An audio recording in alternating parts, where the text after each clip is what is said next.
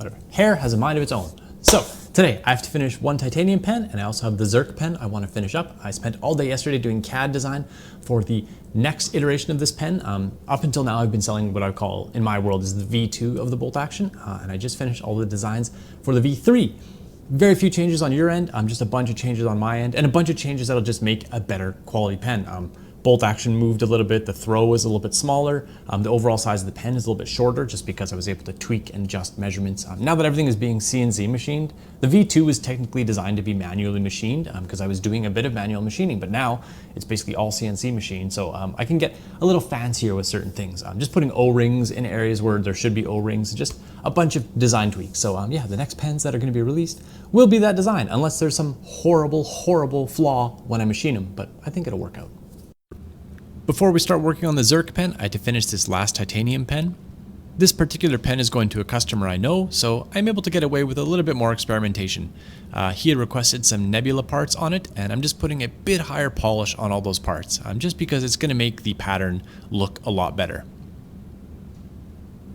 Here you can see the pocket clip with that higher level polish, and the nebula finish gives it an almost like a glossy, wet look almost, and that's just because the underlying titanium has a higher level polish. So while it's a little bit more susceptible to picking up fingerprints or minor scratches, you just get so much more vibrancy in the pattern. So I mean, the downside is it takes significantly more work, but it looks super cool.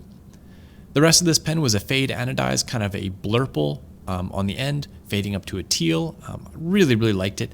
The finish, or the different finish level inside the grips, ended up giving me kind of like a subtly different purple at the end, and I was a big fan of it. This is a really nice looking pen. I've actually had this color combo requested a few times, a kind of a blurple to a teal, so I'll probably eventually do more of these in the future.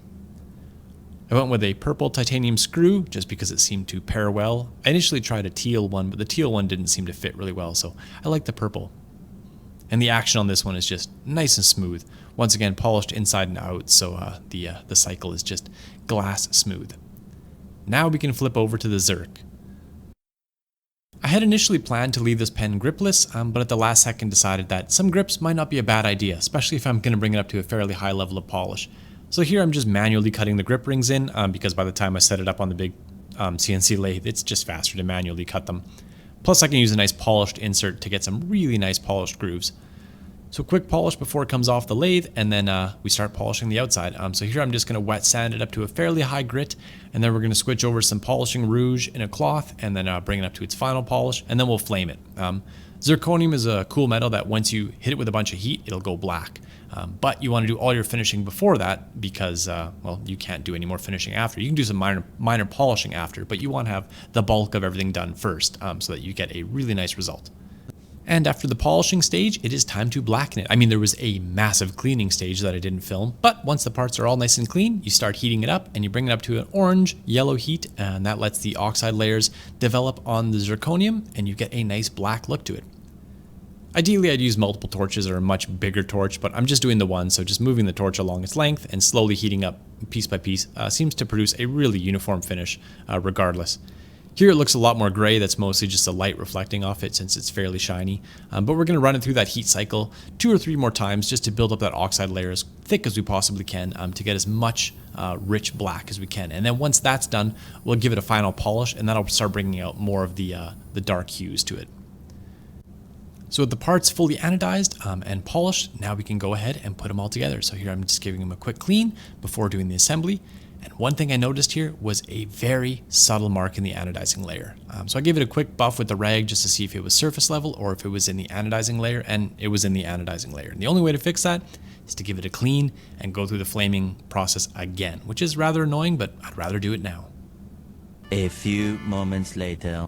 So with that done, it fully corrected my little blemish that, I mean, honestly, most people wouldn't notice it, but I want this pen to be as close to perfect as I can make it, so I'm much happier with the result now. Turned out real nice. Like, I am so pleased with this. Very hard to catch on camera, but the sheen of it, the color depth of it, it's just very pretty. Pairs super well with the nebula clip.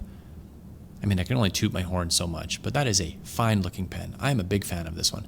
So this one's going up for auction. Essentially, people are going to put their name into a hat to be able to purchase it. Since I only have the one, I will end up making more in the future, but this is it for 200 right now.